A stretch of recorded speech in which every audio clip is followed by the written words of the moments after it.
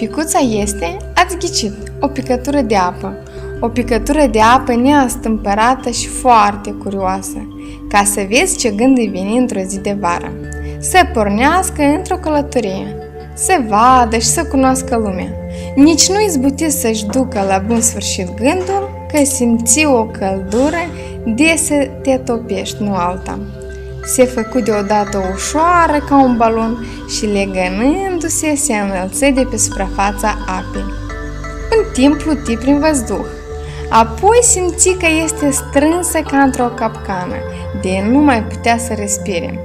Se desprinse în sfârșit de nor și împreună cu alte surate de ale ei, porni cu viteză în jos.